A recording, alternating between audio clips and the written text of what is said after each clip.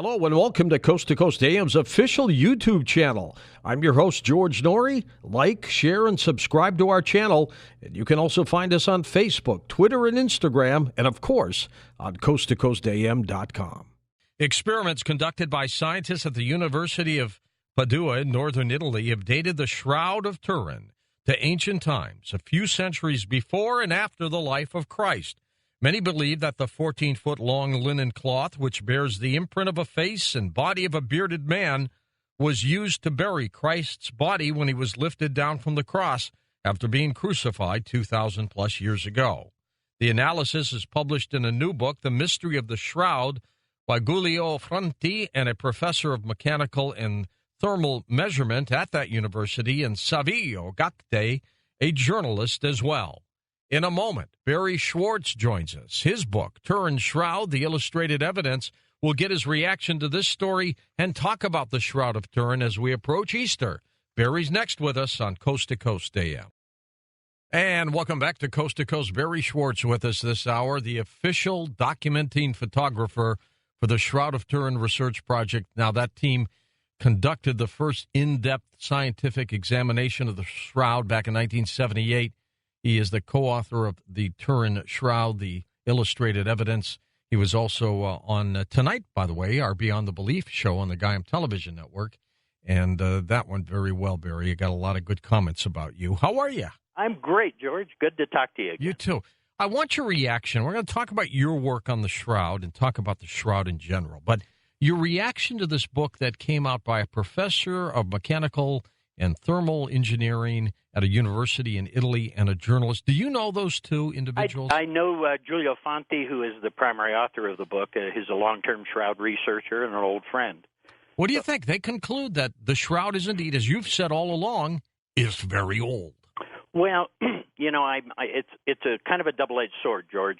I'm very happy to see some positive news about the Shroud at Easter time for all my Christian brothers and sisters out there who usually at this time of year get an attack by one of the skeptics. So I'm always happy to see something positive in the news, and there's been a lot of positive news about the Shroud just in the past week or so. So in that respect, I'm very pleased. The book is sparking a lot of controversy because, again, it's science being published in a book, in a commercial book, instead of in a peer-reviewed journal, and there's some question apparently as to the validity of the samples they use.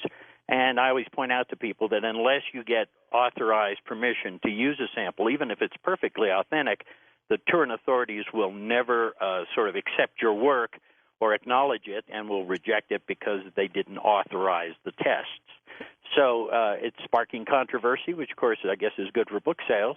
But the real issue is that real science, and we've discussed this before, is done in peer-reviewed scientific journals. What Fanti has done is use some existing scientific testing and applied it to some Shroud samples that he obtained using both chemistry and mechanical engineering, and have used that as a dating mechanism. Now, that's interesting, but those techniques have never been used for dating archaeological samples in the past. So if you're going to create a new technique and say that it works, you really need to publish it somewhere in a scientific journal where it gets reviewed by real scientists, gets published in the journal, and I think then it would be appropriate to go ahead and have your book published to help explain the science to the layman. Unfortunately, that's not the case. It's another commercial book. It's in Italian. So once again, it's difficult for those of us who've studied the Shroud to read the science that was done to read it in a commercial book carries no weight in the scientific community. So I'm happy about it, but I'm a little frustrated. I'd like to have seen it be published in a journal first and then the book. Okay, Barrie, so a 25-year-old's listening to the show tonight, and he or she says, okay, what's the Shroud of Turin? How do you explain that? Well, the Shroud of Turin is a 14.5-foot long, 3.5-foot wide, pure linen sheet that bears the image front and back, ventral dorsal, of a crucified man with wounds and blood stains that match precisely the gospel accounts of what was done to Jesus. Okay, now, where is it right now? The Shroud has been in Turin, Italy, northern Italy, since 1578 and will probably be there for as long as it's around. It's currently kept and has been kept from the beginning in the Cathedral of St. John the Baptist. It is rarely displayed to the public, about 4 times each century, although Saturday night there will be a television exposition of it. Probably the best way to get it is to find it streaming online, but they will do a live television broadcast of it. The public will not be invited in, but we'll be able to see it on TV. Rai Uno, the primary Italian network, is going to carry it and distribute it around the world with their streaming media. The new announcement just came out yesterday was that the new Pope, Pope Francis, will do the introductions to the opening of this 1-hour exposition of the Shroud. So anybody who has not seen it, you can find it online. I would suggest doing so, or you could go to shroud.com. We have a link to the page where it will be streamed by going to our late-breaking news page. Super. Now, a lot of people question whether it's real or not, whether it was a forgery. You've looked at it, Barrie. You were the official photographer. Give me, in your greatest assessment, what you think this thing is. Well, remembering, first off, that I'm Jewish, so I certainly didn't have any horse in that race. If anything, I was one of the most skeptical guys on the team. I had no emotional attachment. So you're impartial here. Yeah, basically, I was pretty impartial. I was more than impartial. I was anti-Shroud, and I expected to find the paint and the brushstrokes and go home. Yeah. We studied it in situ for 5 days and nights in 1978 and spent the next 3 years reducing the data, studying it, compiling it, publishing it into articles that were then published in the peer-reviewed scientific literature, forming the primary database of actual Shroud science that exists in the scientific literature. It took 18 years after my direct handling of that cloth and study of it before the evidence finally convinced me that this had to be the real thing. And believe me, it was not an easy decision to make. And, I was concerned that my family, my friends, and just other colleagues would think I was crazy for being involved with something as controversial as this. But in the end, I was there for a reason, George. Not so much for myself, perhaps, but to be the eyes and ears for those who couldn't be in that room. There were probably 1 billion people on this planet who had more right to be there than I did, but I was the guy put there. So I felt an obligation to bring accurate information of the Shroud to the public, and in 1996, I built Shroud.com, which is the oldest, largest, and most extensive Internet resource on the Shroud of Turin. So my goal is simply to tell people the truth. We don't take any particular stand. It says right on the front page, given the facts, you have to make up your own mind about this. And I think that served us well from the beginning, in that we're not preaching, nor are we pushing any particular theory. Very often we'll publish opposing points of view and allow the viewer to decide.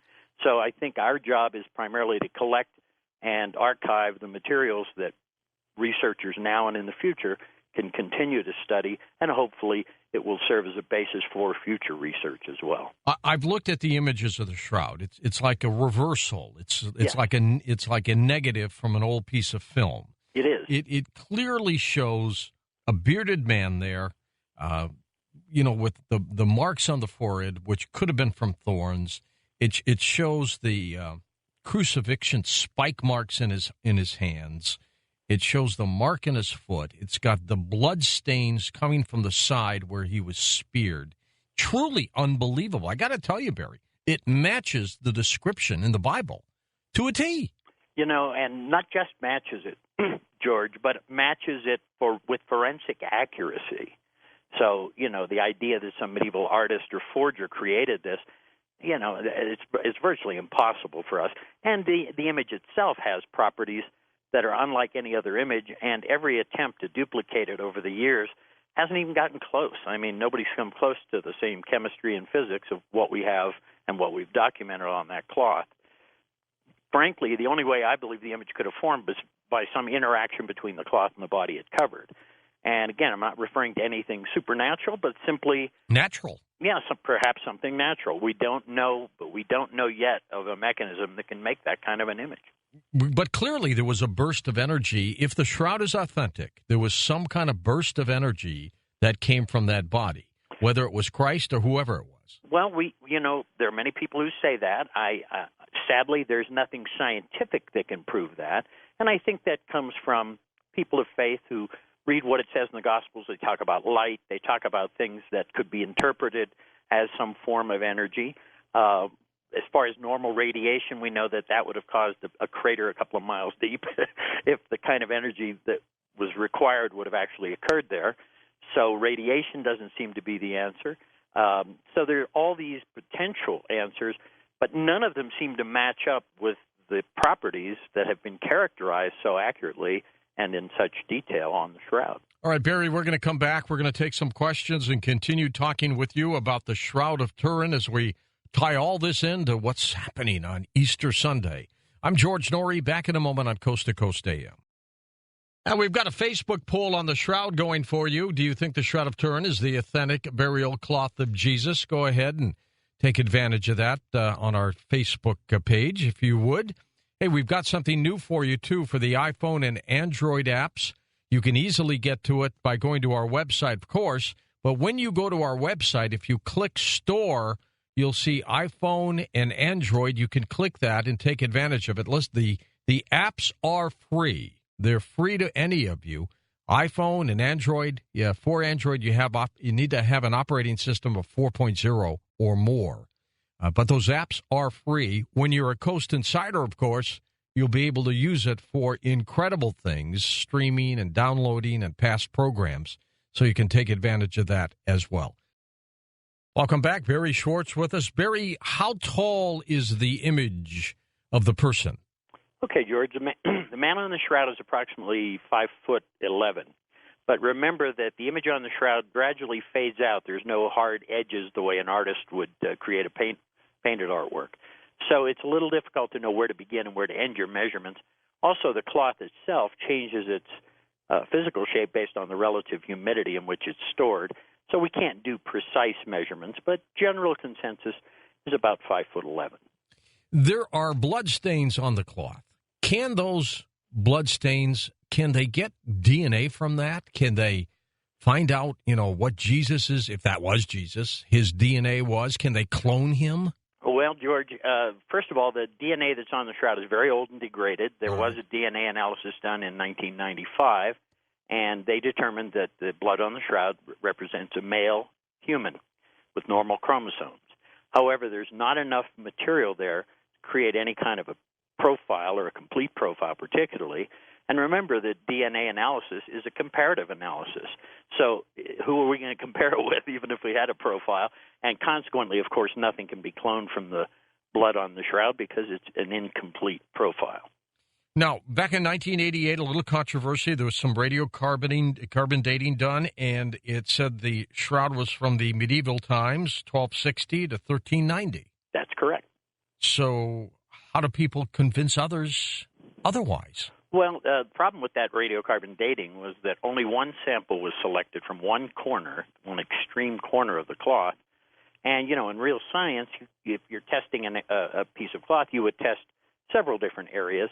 In case there was something anomalous about the one test that you did, you would have other points of comparison so that basically you could come to a conclusion whether you had actually dated that entire piece of cloth. That didn't occur in 88, so what they dated was one corner, and for many years people just accepted it.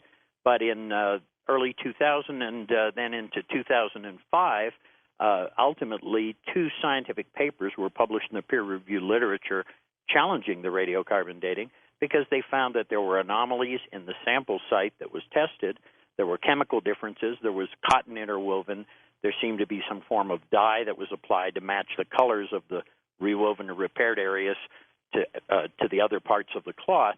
And so that test has been, in the minds of many people at least, set aside as not representing the actual age of the shroud itself because it tested one little corner which apparently had been manipulated in some way, ultimately causing it to be considered anomalous and not representative of the actual shroud. Time remaining. Let's take some phone calls as well with Barrie Schwortz. We'll go to John in Lima, Ohio. Welcome to the program. Hi, John. Hi, how are you both? Good, John. Good. Thank you. Good. You posed the question, what would we compare it to as far as DNA analysis? Mm-hmm. And my question is, it's my understanding that the Sidarian is very well documented timeline-wise, that the Sidarian goes back into the time frame of Christ. And but that the Sidarian documented back to the 6th century, actually. 6th century. Yeah. Okay. Really?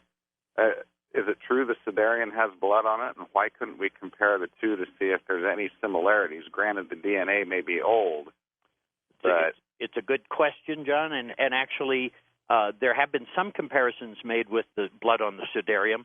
For example, blood typing, both seem to be type AB.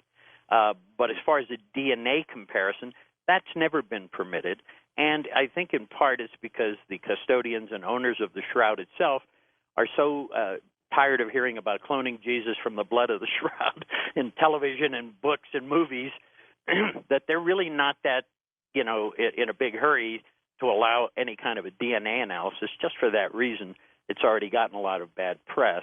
But it would be a viable test, again, remembering, though, both are very old and the segments are highly degraded, so it's questionable how much of a comparison they could make. But it is a valid question, and we hope that at some point in the future they will allow that. Assuming that the shroud is authentic, that it is Jesus, in your opinion, Barrie, what does that tell you? Well, I think that remembering that I'm Jewish, I can speak to it probably not much from a theological point of view. Right. But it certainly would tell me that the accounts in the New Testament as to what was done to Jesus were completely accurate, and everything on the shroud matches precisely what it tells us in the Gospels. As a matter of fact, it's so accurate. I was once debating a skeptic whose name I'll not mention, and because you know him, George. But he said, well, the shroud's just too perfect. It can't be real. And my response was, oh, so if it were less perfect, then you'd accept it was authentic. And he said, of course not. So basically, I think once people have made up their minds, it doesn't much matter what evidence we present. They've already decided. So, but I think that, in the end, the real validity of the shroud is that perhaps in many cases it makes people consider their faith, or perhaps it strengthens those who might be a little weak in their faith, or anything that can make us think about God in this day and age, not a bad thing. And so I feel that it has validity not just for Christians, but for everyone. Certainly it's a mystery, and we all love mysteries. It's a scientific enigma. It's a historical enigma. So there's, all this mysterious stuff surrounding the shroud that ultimately, drives a lot of people to study it, to look at it and consider it as an object of their faith. But I don't think anybody's faith relies on the shroud or any other material object. I think I always say the shroud didn't come with a book of instructions, and the answer's not on the cloth, but in the eyes and the hearts of those who look upon it. When you saw the shroud, was it awe-inspiring? I mean, does it do something to you? Well, as we stood in the room with it, and it was first unveiled, pardon me. Sure. We looked at it, and I felt, I didn't feel anything mysterious. I understood that we were participating in something that was historic in nature, so we had that kind of feeling. Now, I'm sure that some of the Christian members of our team looked at it a little differently than I did, and probably were more in awe and had more of perhaps even a spiritual moment. But also remember this, that we were there to do science. We had 5 days and nights to do about a week's worth of material, and so we were really pressed and worked around the clock. And I think a lot of us, maybe all of us, ultimately set aside our personal feelings, sort of put them in our back pockets, and went ahead and did the work we had to do because our time was extremely limited, and we had a very ambitious series of tests to perform. All right, let's go to Buck, Moundsville, West Virginia, wild card line. Hey, Buck, you're on with Barrie Schwortz. Go ahead. Hey, good morning. Thanks for taking my call. You're welcome. I'm curious to know, have you ever received any word or official word from the Vatican regarding your work in the past and now with the new Pope Francis, do you anticipate any comments from the Vatican regarding your work with the shroud? The popes, several of the more recent popes, John Paul II, Pope Benedict, both have published encyclicals or commentary on the shroud, which you can find links to from shroud.com. And do you mean me personally, or do you mean all of us in general? All of you in general, and you personally. Well, I can probably speak to my own personal situation in that I now teach a course at the Pontifical Seminary in Rome. So I'm a Jewish guy teaching future priests about the shroud. I'd say that's a pretty good nod from the Vatican. I don't think they'd allow me to do that if they felt I wasn't a little bit on the ball. So I consider that an acknowledgement. And, of course, our work was permitted by the Pope at the time and by the King Umberto, who owned the shroud until 1983 when he died. So we were given a nod by being given permission to perform our test. That was about the best nod we could ever get because no one has done it before us nor since. So I'd say that our team was looked upon favorably because we were well prepared. We were working together as a team. We had spent almost a year and a half planning our series of tests. Everything we did was designed to be non-destructive, so we caused no harm to the cloth. So I would say that we presented ourselves professionally and knew what we were doing and were ultimately given permission to do it, and perhaps that's the best nod we could get. Barrie, yes. Where does the shroud information go from here? I mean, what happens next? I mean, does it just stay there in its encapsulated form? What's going to happen? Well, George, until the next public exhibition, not counting the one Saturday evening that will be on television, but the next public exhibition is in 2025, which turns out to be the next holy year of the Catholic Church, and they will allow then the public to file by and actually see the actual cloth. And like I said, they do that about 4 times a century. But will there be more science? Well, I never expected Pope Benedict, who was very well versed in the shroud, including its science, to do anything with it in his tenure. This new pope is possibly, he's introducing the television exposition of the shroud on Saturday. That indicates to me an interest in it. He didn't have to do that. So perhaps he will allow some future testing. That will be taken into consideration, I'm sure, since he is technically the legal owner of it. But it will be in conjunction with the authorities in Turin and their scientific advisors. So we're hopeful. But again, there's nothing, in concrete that says yes, they will or no, they won't. We all have to just wait and see. Next up, let's go east. Roy in Houston, Texas. Hey, Roy, go ahead. Good evening, George and Barrie. Hello there. Good evening. I've looked at the photos of the shroud, and I noticed a very interesting thing, which is on the back, where it shows the backside of our Lord, of the image, by the shoulder blades, the buttocks, and the legs, there is no flattened impression. Now, if it was a regular person laying down on their shroud, it would be flattened out. Well, actually, I don't agree with you now. It's perhaps not obvious that there is some flattening. There is some flattening of the buttocks and not so much of the shoulders because there's not that much flesh on the shoulders, but there is some flattening of the shoulders. And there was some experiments done by some of our team members back in about 1980 where they actually laid a body on a flat glass and photographed it from underneath and compared it with the shroud, and there were parallels. The other thing you have to remember is that there's a good likelihood the man on the shroud was in rigor mortis, which might have caused some tightening and stiffening of the musculature, which would have minimized or at least made less obvious the flattening of the buttocks and the shoulders. This has been discussed and debated many times, even amongst the pro-shroud world. But the photographs that I saw were very when compared with the shroud, were very similar in shape and in the flattening that we saw there. So I'm convinced that there is some flattening, but perhaps not as much as we would expect. Or there's another explanation, which is that I may have been looking at a bad photo. Well, that's a possibility. The photographs that Vern Miller used when he made that comparison were made in '78 with very large format cameras that were very high resolution, and again, it becomes a function of manipulation of the image to make the prints, how much contrast you put in. Those were all controllable in those days in the darkroom, and nowadays in the computer. So a lot of manipulation and enhancement occurs of the shroud images, and it's amazing what people believe they see in the shroud. You wouldn't believe the things I get in the mail and email weekly from people all over the world pointing out things that they perceive on the shroud when they aren't necessarily what's actually What other there. images, if any, happen to be on the shroud, Barrie?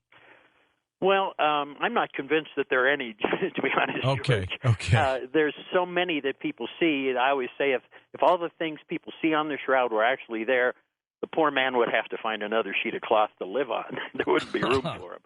So, some people say there are 5,000 flowers there, tips of spears, sponges, sandals, ropes, the instruments of the Passion. I'm not convinced that those things are there, and as a matter of fact, I recently co-authored a paper that's in Pattern Recognition, a peer-reviewed scientific journal, that talks about how our human visual perception can be very misleading when looking into an object like the shroud in black and white, high contrast, where there's a myriad of random shapes and patterns.